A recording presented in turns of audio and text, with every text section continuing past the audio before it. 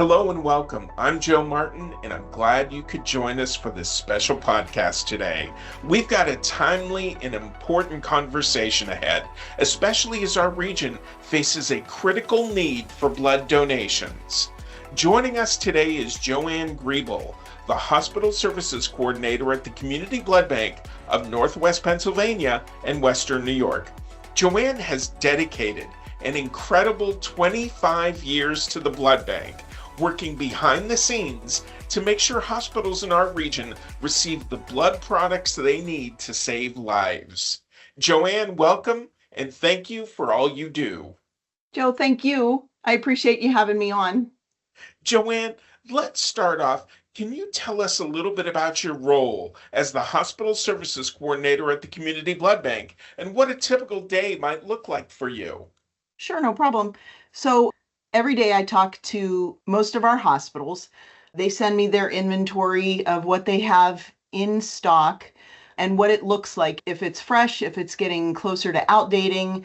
And my job is to make sure that nothing outdates. So I move it from a hospital that may be further away to Hammett or Vincent, who are larger and can use it in a more timely fashion. And then I use what we have on hand to bring their inventory levels back up to a manageable level for them.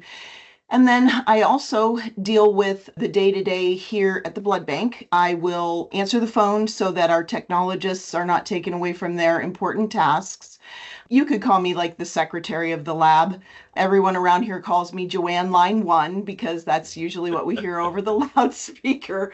And yeah, over 25 years, I started out as the receptionist, then moved into my current role, then moved into the laboratory. So every day I'm on the phone, I'm looking at what's available and how I can get it to our hospitals, how I can move blood from one hospital to another to make sure that everything is used that our donors have so generously given. JoAnne, what a great story. Now, I understand your connection to the blood bank goes beyond your professional life. You Right? come, yeah, you come from a family of blood donors. Can you share how that journey began? Sure. Well, when I was a kid, we would see my dad at the dinner table with his blue heart that said, the next day that he would come in, and we're like, what's that? And of all of us, around the table, there were 8 girls and my mom and dad. So it was a big family. And out of that, it was always in the back of my mind as something important to do. And when I started working here, within a month or two, I started donating, and I asked my husband to donate. We have one daughter, and when she became eligible age-wise, she started donating. So it has become quite a family affair. We've even got my mother doing it. So JoAnne, that's awesome. What's it like for you to see your whole family pitching in?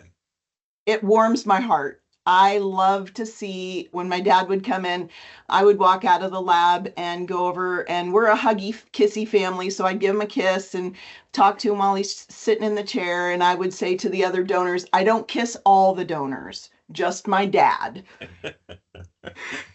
Oh, that's great. JoAnne, I've heard the summer months can be very, very difficult for the blood bank.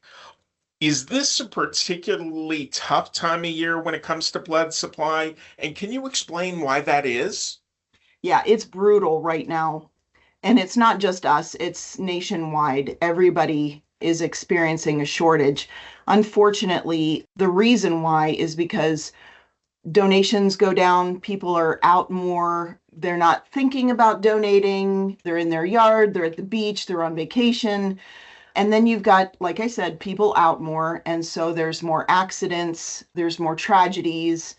And then we don't have the schools to dip into. We go to colleges and high schools and we see their age appropriate donors. We see their moms and dads. We see the teachers and the professors, and they're not available right now. They can come in, but we just can't get to them.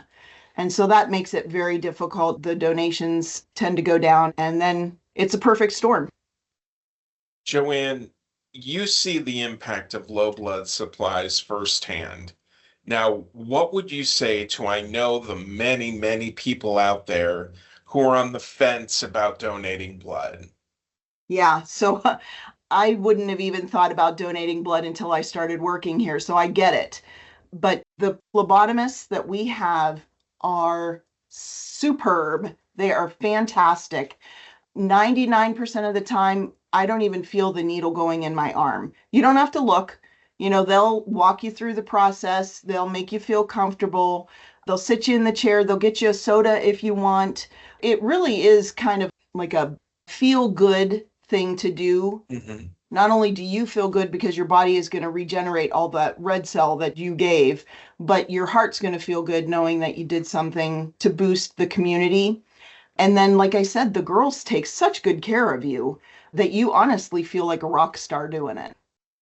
JoAnne, thank you so much for joining us and Oh, you're sharing welcome. your great personal story with us as well as your professional expertise. Your work is making a real difference every day.